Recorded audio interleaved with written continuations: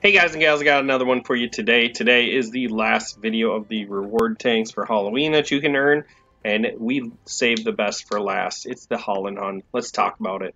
Excuse me, 7,800 gold it's worth, 140 silver earn rate, 120 XP earn rate, 5% free XP, but the big thing is 150% crew XP bonus. So this is not only a good silver earner, but a decent XP earner, and you get crew bonus when you play this thing. Plays up to tier 10, so there is not preferential matchmaking.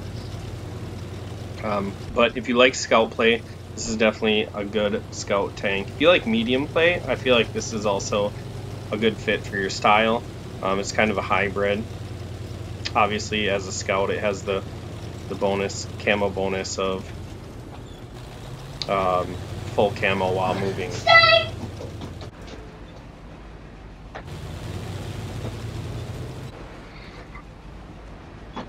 Alright, so we're on Haloof. I'm going to wait for people to cross because I know they will. We're going to get some free shots here. Get a shot into that 50B. Not loaded up for the machine yet. Now this does have nice HE rounds. It also carries heat, so you can pen through heavily armored tanks. This guy parks right in front of me. Doesn't want to give me any room. And we're just going to be patient. We do have a scout scouting in the bottom. Sometimes I'll go down to the camp circle, but honestly in encounter I just feel like that section of the map is less important because there's more focus on it. That makes sense. Just sneak a shot into that Indian Panzer. I was trying to lead him, but I kind of fell asleep watching the map. As BK comes across, we can pen him. Sure enough, we get a nice shot into him. And the Indian Panzer pulls back over. I wanted to shoot his drive wheel there, but backed up just in time. But we're able to get a penetrating shot in.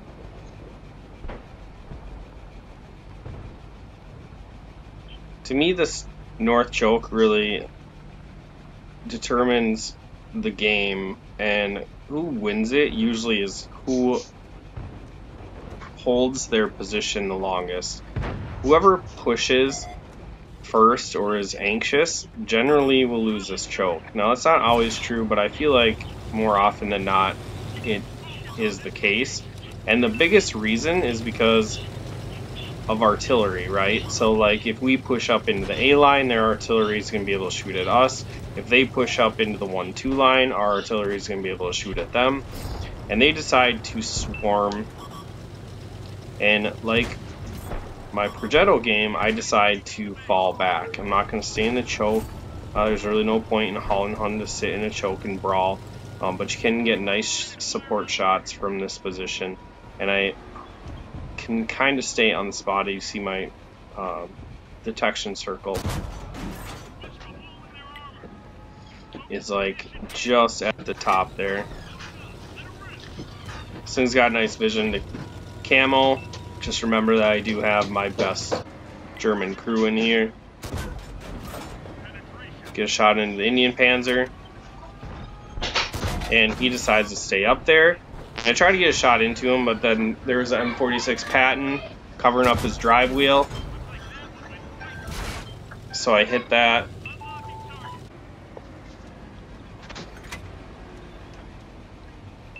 Now I'm just supporting my team. They kind of backed up there towards the bottom of the hill, which allows me to get these shots in. Unfortunately, I bounced off the Patton's turret. Now I'm getting pinged. My loader's dead, which kind of sucks.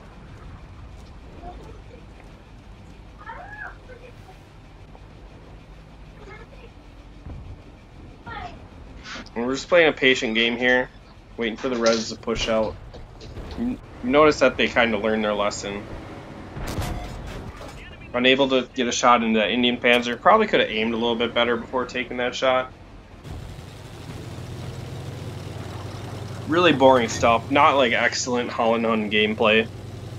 But this map really doesn't have a lot of spotting opportunities.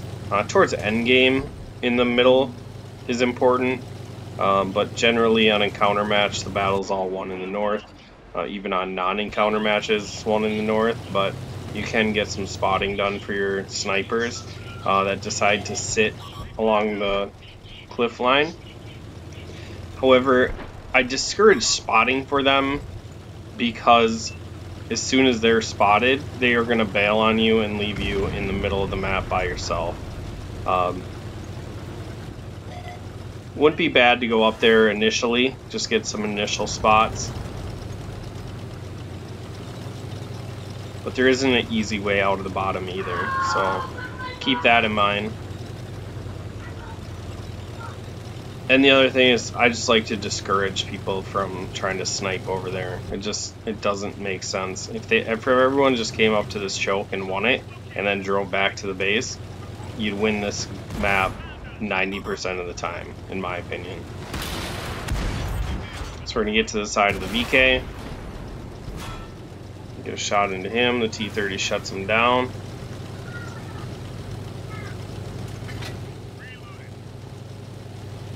It is 9-7, so it's not like we're dominating this match.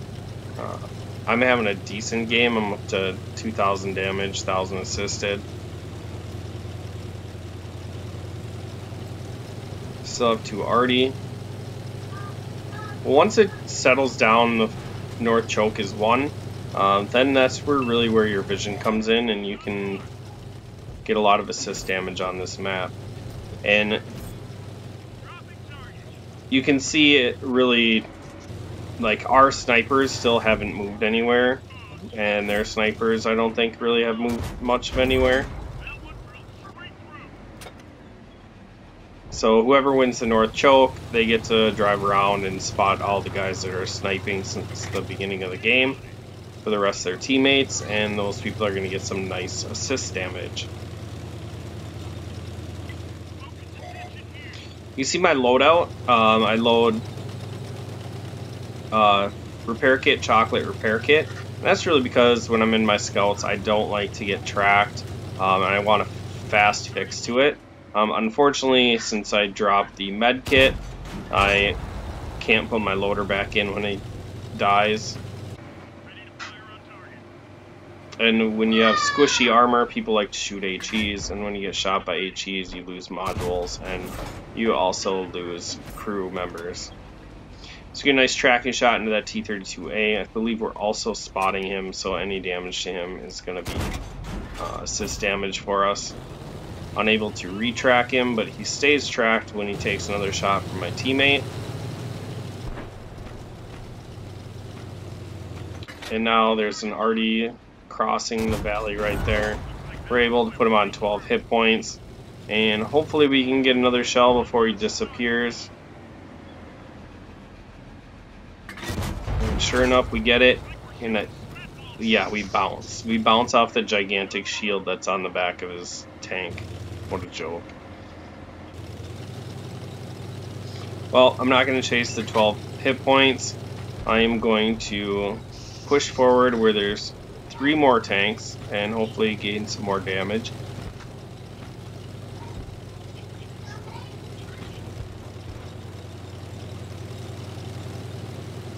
So my team takes out the Centurion. I know Artie's right over this little lip, and he is looking the wrong way, which is going to allow me to shut him down.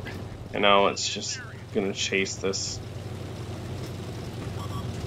scout here. Gets a nice shot into me. Gets another nice shot into me. He's working that ridgeline perfect. I miss my shot. He puts me down to 366. I'm just feeding him some scrub damage here. And he hits me again. I'm down to 231. And I try to pull the trigger. Unfortunately, I'm not loaded yet. He finally misses me though. And as I drive over, he's trying to circle back to my teammates, but I say, no, you are not going to die by them. I will shut you down. And that's pretty much the end of the game. Look at the stats here. 50 degrees per second traverse speed on the turret, which isn't bad. 400 meter view range. Let's see. Gun, 9 rounds a minute. Obviously, when you lose your loader, it's a little worse than that. 240 damage for the AP and the heat, and then 320 for the HE shell. Penetration is 182, 250, 102, so that 102 HE shell is pretty nice for fighting other scouts and squishy mediums. Reload time, well, we talked about the rate of fire. Aim time 1.8 isn't terrible, isn't great. .38 accuracy is also not terrible, but is not great. Gun depression 8 degrees per second. And now I'm just going to jump in like overall tank. So the cost. Now I talk about the cost because if you already own the tank and you want silver, you can pick out the most expensive one. So feel free to pause it and look at the different costs, and that's what you would get as a silver to gold conversion rate, because you don't get the gold, but that's how much they are worth in gold. So obviously you convert that to silver. Now, if you are looking to earn silver over long term, these are the tanks that you should get. Boghor at 167% silver earn rate. Sorry, the train's going by right in the middle of this, so you're gonna have to listen to that. But the Lycan is worse at 120%, and also it's worse on the cost too. So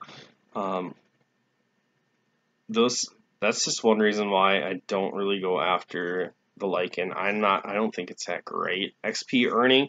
Now you can see the crafts and the kaiju are towards the top, but just remember, even though all the 8s are towards the bottom in XP earn rate, tier 8s are generally going to earn more XP in their battles. So what was I getting at? Oh, it's going to essentially earn more XP. That's going to balance out depending on how well you play the tanks. Additional features, Boghor or Gornish, both preferential matchmaking. Gornish for the Halloween mode is probably the best tank in that mode. The Hollenhund has the crew bonus, and then the Lycan is probably the most fun to play in the Halloween mode. Now, the most important thing, we want to talk about radio range. Hollenhund at 745 meters, so if anything, get that for that reason. And this is where the Lycan shines as well with 745. The Gornish at 730. Really, like, this is where the crafts and the kaiju come up the back end, 550 and 350, which is pretty sad. That's all I got for you. Make sure you like, share, subscribe. I'll catch you in the next one.